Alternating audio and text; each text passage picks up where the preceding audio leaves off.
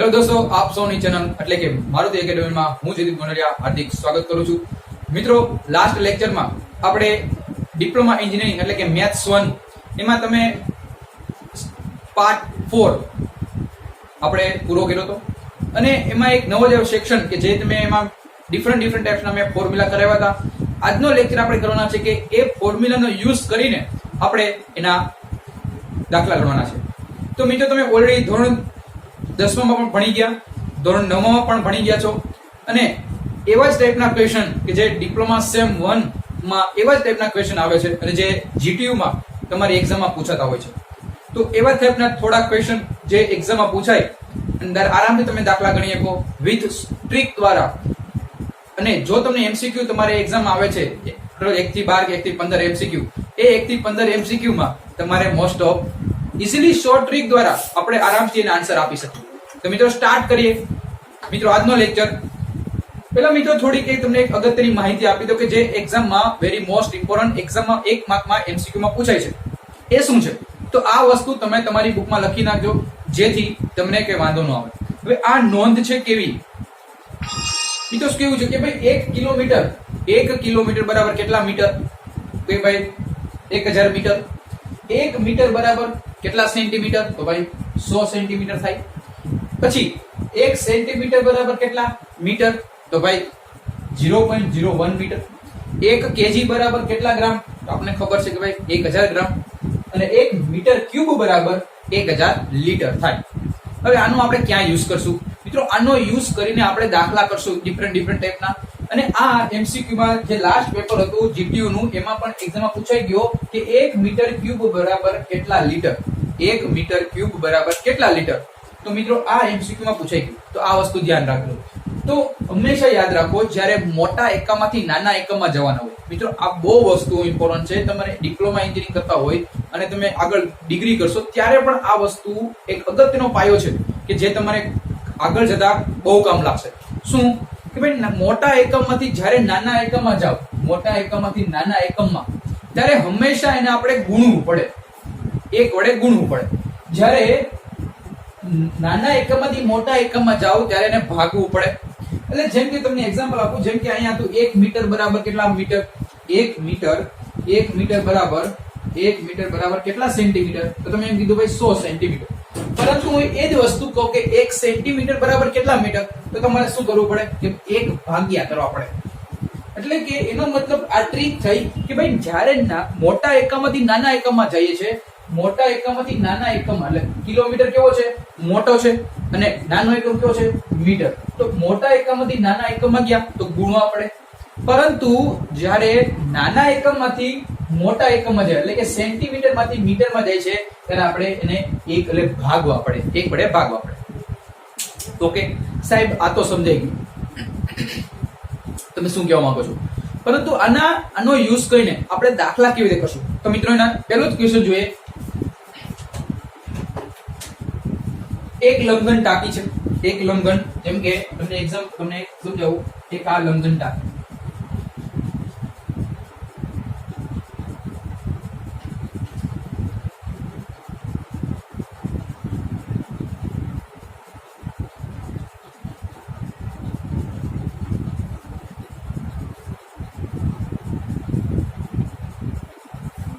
હવે એક લંબઘન ટાંકી છે. એ ટાંકીની ક્ષમતા પાણી ભરવે છે. એ ટાંકીની પાણી ભરવાની ક્ષમતા કેટલા લીટર છે ભાઈ? 60,000 લીટર છે. કેટલા? એમાં કેટલું પાણી સમાય છે? તો ભાઈ 60,000 લીટર પાણી ભરાય છે.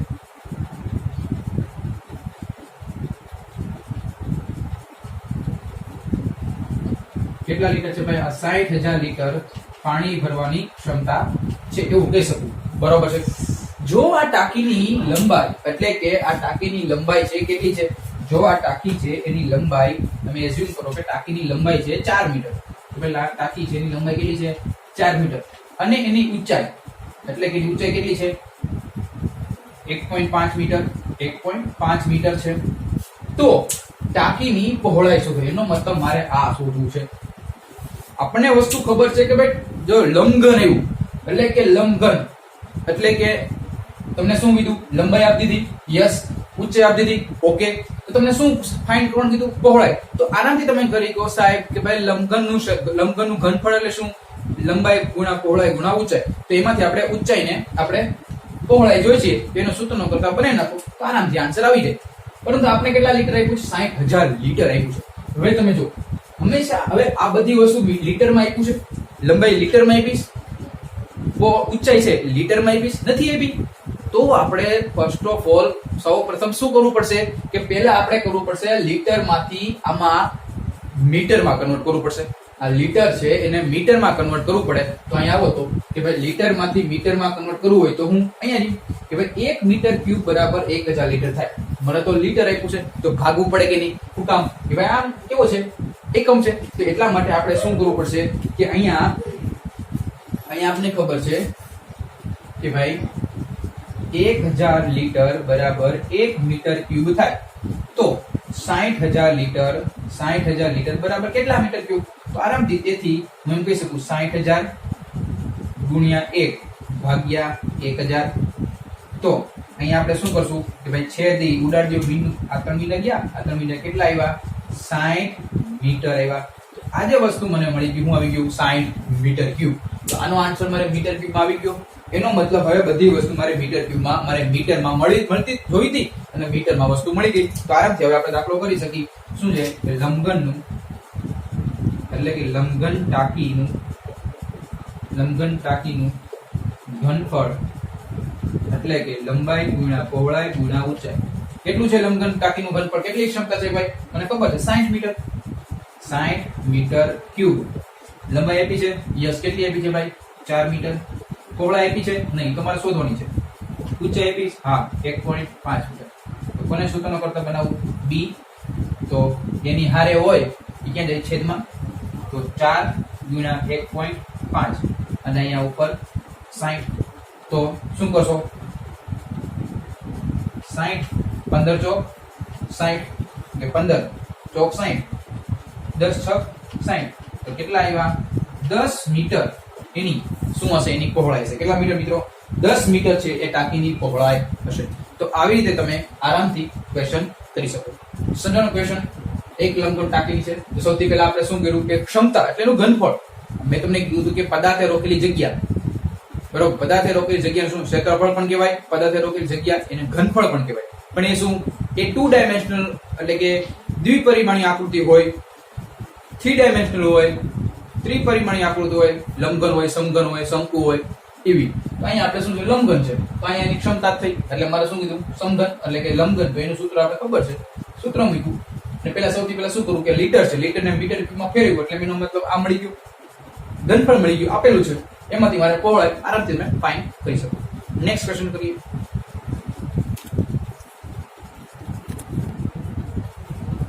હવે મિત્રો તમે નેક્સ્ટ ક્વેશ્ચન જોઈ શકો છો કે ભાઈ એક ચોક પેટી છે. જેમ કે એક આ ચોક પેટી છે. હવે આ એક ચોક પેટી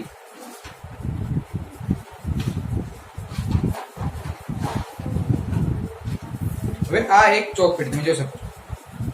હવે આ એક ચોક પેટી માં એનું માપ કેટલું છે? 10.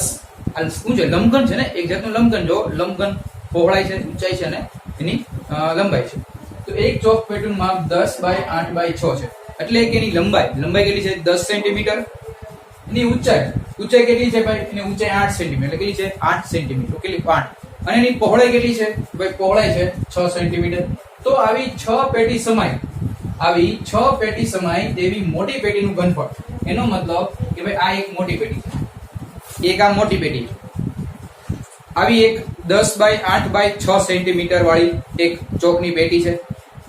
આવી 6 પેટી કીધું ને, આવી 6 પેટી સમાય, આ એક પેટી, પછી અહીં બીજી, અહીંયા ત્રીજી, અહીંયા ચોથી, અહીંયા પાંચમી ને છઠ્ઠી.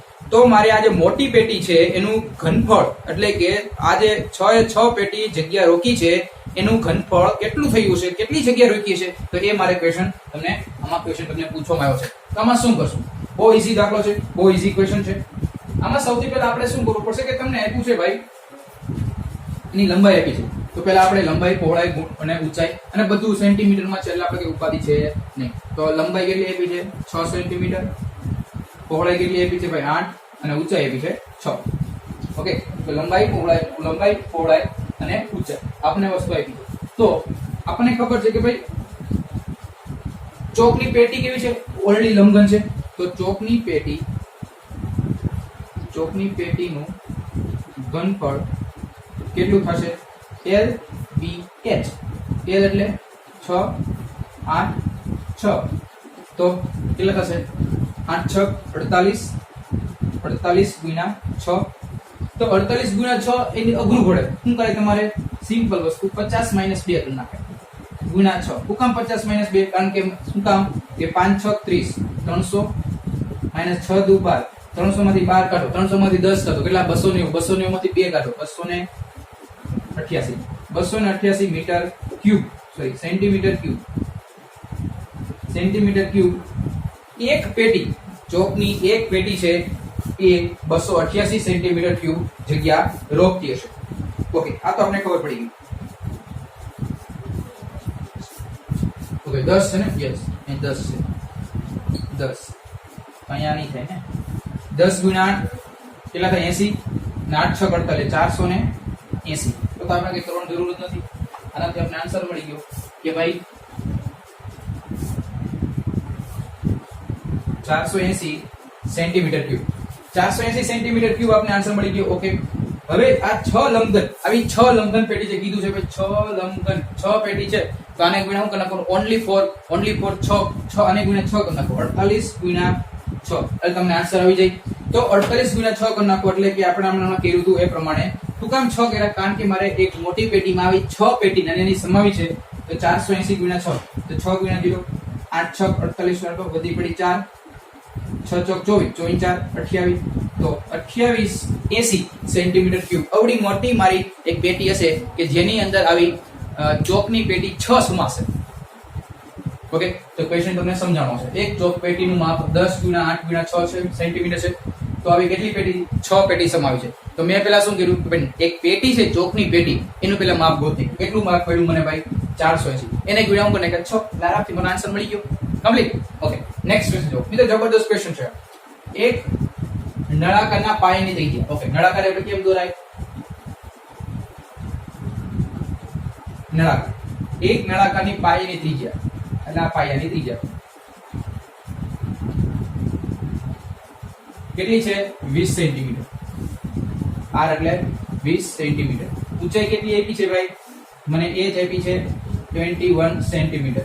તો તેનું ઘનફળ, તો નળાકારનું ઘનફળ સૂત્ર શું છે? નળાકારનું ઘનફળ એટલે કે પાઈ આર સ્ક્વેર એચ. પાઈ આર સ્ક્વેર એચ આપણે કાલે બધા ફોર્મ્યુલા જોઈ ને. પાઈ એટલે 22/7. આર કેટલું છે? 20 ગુણ્યા 20. એચ કેટલું છે? 21. તો 7 તેરી 21. 22 ગુણ્યા 20 20 નો વર્ગ એટલે 400 એટલે 20 ગુણ્યા 20 એટલે 400. 400 તેરી 1200. તો 22 ગુણ્યા 12. તો સિમ્પલ વસ્તુ મિત્રો તમને કીધું કે આ શું છે? 22 છે. કેટલા છે? 22. તો આને આમ કહી શકીએ 20 + 2 એને ગુણ્યા 12. મિત્રો આવું કરવાથી બહુ તમારી ઈઝીલી દાખલો થઈ જશે અને ક્વિક ઝડપથી આન્સર તમે મેળવી શકશો. ગુણાકાર કરવા ટાઈમ ન બગાડો. 12 દુ 24 એટલે કેટલા થયા? 24 1 2 3 3 મિનિટ લગાડી દીધા. પછી સરવાળો 12 દુ 24 એટલે અહીં 24. કેટલું ઈઝી થઈ ગયું? આ 0 0 અને 4 અને 2 2 26400 સેન્ટીમીટર ક્યુબ. એનું શું થયું? સેન્ટીમીટર ક્યુબ એનું થયું ઘનફળ. તો મને હજી શું ફાઇન્ડ કરવાનું કીધું છે? વક્ર સપાટીનું ક્ષેત્રફળ. તો નળાકારની વક્ર સપાટીનું ક્ષેત્રફળનું સૂત્ર શું છે? મને ખબર છે 2 પાઈ RH. તો 2 22/7. આર કેટલો આપ્યો છે? 20 સેન્ટીમીટર અને ઊંચાઈ 21. 7 તેરી 21. 22 દુ 44. 20 તેરી 60.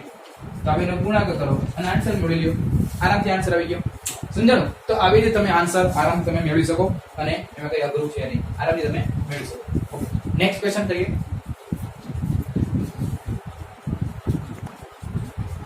તો મિત્રો નેક્સ્ટ ક્વેશ્ચન જોઈએ. એક નળાકાર થાંભલાની વક્ર સપાટીનું ક્ષેત્રફળ 264 મીટર સ્ક્વેર છે અને ઘનફળ કેટલું? 924 મીટર ક્યુબ આપ્યું છે. હવે તમને એમ પૂછ્યું કે થાંભલાનો વ્યાસ અને ઊંચાઈ શોધો.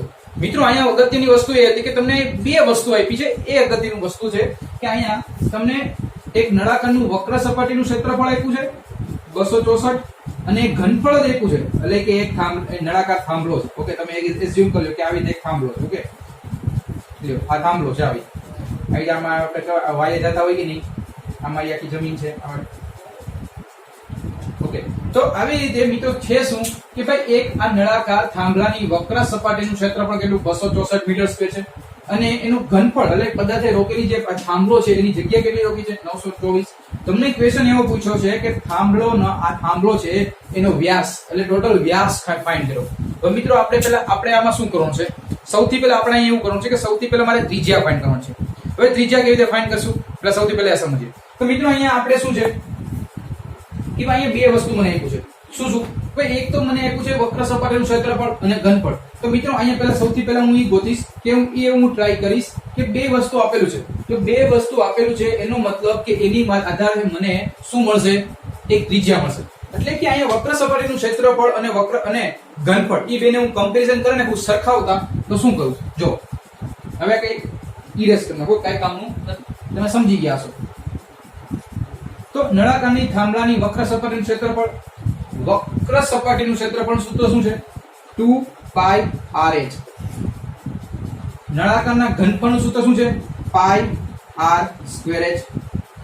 હવે આમાં શું ક્યુ ઉડે જો તમે જ ગયો h ઉડ્યા, એકાર ગયો, પાઈ ગયા, વધ્યો એક 2. ઓકે, હવે શું અહીંયા 2 એનો મતલબ કે ભાઈ અહીંયા 2πrh પણ આપણે તો આપ્યું છે ને 264. આપણને તો આપેલું છે કે ભાઈ વક્ર સપાટી ડાયરેક્ટ આન્સર જ આપ્યો છે કે ભાઈ આ ક્ષેત્રફળ એટલું છે, આનું ઘનફળ એટલું છે. આપણે આપેલું જ છે વસ્તુ, એનો મતલબ કે અહીંયા આપણે ઓલરેડી આપેલું જ છે બધી વસ્તુ, આવું કઈ કરવાની જરૂર નથી, માથાકૂટ કરવાની જરૂર નથી. ઇન શોર્ટ તમને વસ્તુ આપી છે ડાયરેક્ટ આપણે એમ કહી શકીએ કે ભાઈ આ 264 અને આપ્યું છે 924. તો આના આધારે આપણે શું કહી શકશું કે ભાઈ એ મેથડ થી થાય પણ આપણે થોડી લેન્ધી થઈ જતી હતી. આ સિમ્પલ થાય કઈ શું વક્ર સપાટી એટલે શું થાય કે વક્ર સપાટીનું ક્ષેત્રફળ 2πrh πr²h 264 924 ભાગ્યા તમે કરશો 924 અને અહીં 264. તો મારા ખ્યાલથી તમે ભાગાકાર કરશો એટલે 224 સત્તા થાય, 224 સત્તા 924. ઓકે, તો આને છેદ ઉડાડી દઉં, 7 પાઈ ગયા, એકાર આ 4. તો શું થાય, તેથી r બરાબર કેટલા થશે 7/2. ઓકે, તો આ બે ઉડી ગયા ને બે નહીં ઉડે, અહીંયા 2 એમ રહે. તો વધ્યું શું કે ભાઈ r બરાબર આપણને આન્સરમાં શું આવ્યું કે r બરાબર r/2 અને આપણે મળશો 7/2. એટલે અહીંયા 7 વડે ઉપર 7 વડે ઉપર કેટલા આવશે અહીંયા 2. તો આપણે સિમ્પલ ફોર્મમાં આવું હજી ન સમજાતું હોય તો હજી એક ટ્રીક તમને ઈઝી, હાઉ ટ્રીક તમને ઈઝી આપો, સાવ ઈઝી ટ્રીક. ઓકે, આ તો અઘરું પડે છે. ઓકે, જો ઓલું સરખાવતા ને એ જ સરખાવો. કેવી રીતે તમે આપણે સરખાવ્યું તો કે વક્ર સપાટી લખી નાખો, વક્ર સપાટીનું ક્ષેત્રફળ બરાબર અહીં લખી નાખો ઘનફળ. બેનું સૂત્ર લખો તો શું થાય, બેનું સૂત્ર વક્ર સપાટીનું ક્ષેત્રફળનું સૂત્ર શું છે આપણને ખબર છે. શું સૂત્ર છે ભાઈ 2πrh, ઘનફળ કેટલું છે πr²h. 2πrh છે કે નહીં, તો પાઈ r એક અહીંયા 2 વધ્યા એટલે 2 અહીંયા પેલો r બરાબર શું વધ્યું 2, r બરાબર શું વધ્યું 2 ભલે વધ્યું કાંઈ વાંધો નહીં. આ મને આન્સર આપ્યો છે કે વક્ર સપાટીનું ક્ષેત્રફળ એટલું છે, ઘનફળ એટલું છે. તો મિત્રો એ મને ક્યારે મળે કે મારે તો થાંભલાનો વ્યાસ જોઈએ. તો કેવી રીતે ગોતશું કે ભાઈ થાંભલો એટલે કરશો તમે બેને ભાગાકાર કરશો એટલે તમને આન્સર આવશે. સમજાણું? તો એ એટલા માટે તમને શું કરું છે, એટલા માટે આપણે એમાંથી ત્રિજ્યા મને મળશે 7. ક્યારે મળે કે 264 અને ભાગ્યા આ કરશો 924 ભાગ્યા કરશો એટલે તમને આન્સરમાં મળી જશે અને છેદ ઉડી જાય. હવે તમારે જે વ્યાસ મળે કે નહીં કાંઈ વાંધો નહીં. તો આપણે વ્યાસ કેવી રીતે મળશે, તો વ્યાસ એટલે શું થાય, વ્યાસ એટલે થાય 2r, 2 × 7 7 × 14.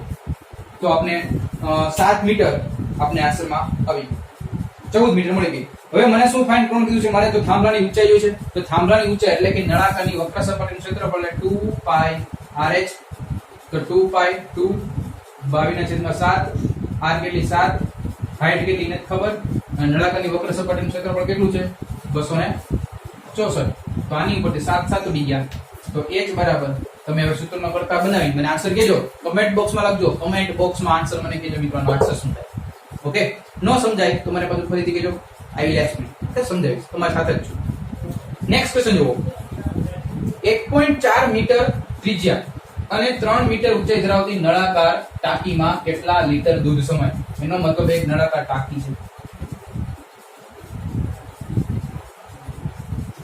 કે આવી રીતે નળાકાર ટાંકી છે હવે આ 1.4 મીટર એની ત્રિજ્યા કેટલી છે r બરાબર 1.4 મીટર ત્રિજ્યા છે અને ઊંચાઈ કેટલી છે 3 મીટર ઊંચાઈ છે અને ટાંકીમાં કેટલા લીટર દૂધ સમાય સિમ્પલ ક્વેશ્ચન છે કેટલા લીટર દૂધ સમાય તો કેટલા લીટર તો પહેલા મીટરમાં ફાઇન્ડ કરવું પડશે તો નળાકારનું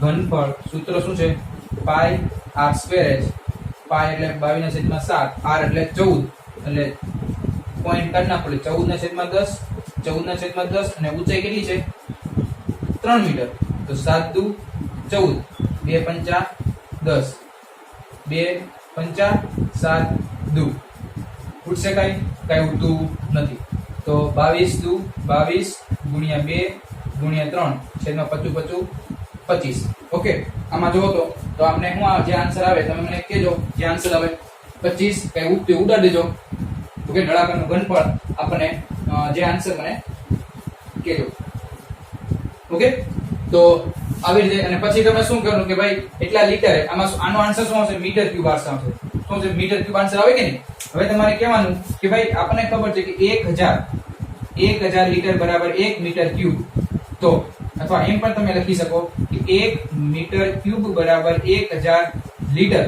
તો આ જે તમારો આન્સર આવ્યો ને એ લખવાનું બરાબર કેટલા લીટર આરામથી તમે એમ કહી શકો કેટલા લીટર દૂધ આ ટાંકીમાં સમાય ઓકે તો મિત્રો તમને અહીંયા આપણે લેક્ચર પૂરો કરીએ નેક્સ્ટ લેક્ચરમાં આવા ટાઈપના ડિફરન્ટ ટાઈપના આપણે ક્વેશ્ચન સમજશું જો તમને વિડીયો ગમ્યો હોય તો વિડીયોને લાઈક કરો મારુતિ એકેડમી ચેનલ છે ને સબસ્ક્રાઇબ કરજો બહાર નહીં જજો ઘરે રહેજો કોરોનાને હરાવો stay home stay safe bye bye and take care